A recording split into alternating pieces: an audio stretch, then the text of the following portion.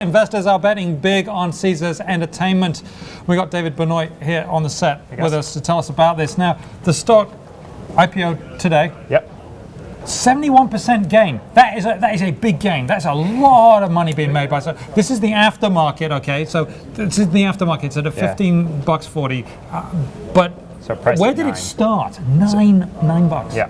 Wow. But what happened here? This isn't your average story, David. Tell us. This is a what's the real story? Pretty odd IPO, really. So they went public. They priced the shares last night at 9, and essentially they only sold 1.8 million shares, which is about 1%, a little more than 1% of the company, which is a really small amount. It's one of the smallest IPOs we've seen in a long time. And how does a small amount like that affect the trading in the market like we saw today? So essentially it's a supply and demand issue. There's a very tiny amount of supply that new investors can get their hands on, and it just shot up the demand. I mean, people were excited a little bit about it, but there are lots of questions about this company. So is this retail investors getting into it because they know the name, or is this big institutions? Which is it? It's hard to tell on the first day, but certainly it looks more like a retail investor or kind of just a speculation game, a computer game being played here. We don't know. If I'm a retail investor, I do not want to be buying stock from Apollo.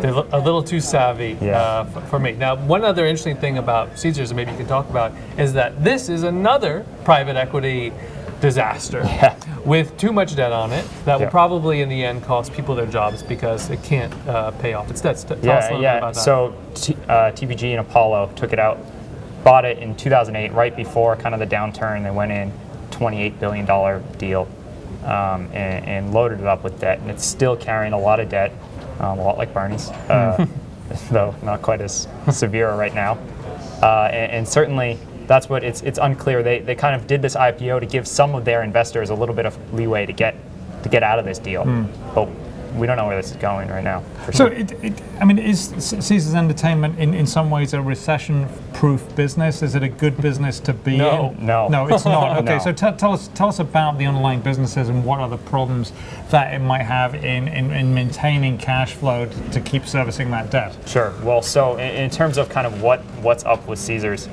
They certainly have not had a great run through the recession. Las Vegas has really been hit hard. And what you see is some other companies, Las Vegas Sands, for instance, MGM, these other big casino operators, have had their results do better, but that's largely because of their operations in Asia, which Caesars doesn't have. It's not entirely clear why. What to be excited about with Caesars right now. But someone is 71% up, right? And that's why it's such an interesting story, Simon. So that thing about the very small float, right? One of the things that I know about investors is they know that if they're going to get into a stock or an investment that they want to get out, if they're sensible investors, they're smart people, you want the liquidity to be able to buy the stock or whatever it is and then sell it without affecting the price. Now, if the float, which is that 1 million shares that are out there, is so tiny, how can you guarantee that you're going to be able to get out when you want without affecting the price? That seems to me to be a problem.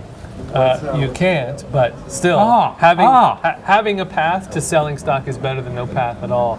And along the way, as Harrah's or Caesars, as it was renamed, got into trouble, it had to recruit different investors, and it has to keep those investors happy. So what we're seeing really is the end result of a really terrible deal that was structured at the worst time with the most debt. And this still might present a problem if people actually want to cash out of their portion. If they've actually bought in, say they bought in this morning at 9 and they want to get out now at 15, that could actually affect the price, couldn't it? Yeah, I mean the turnover was certainly pretty rapid, and the stock kept going up throughout the day. So that's what it seemed like, more of a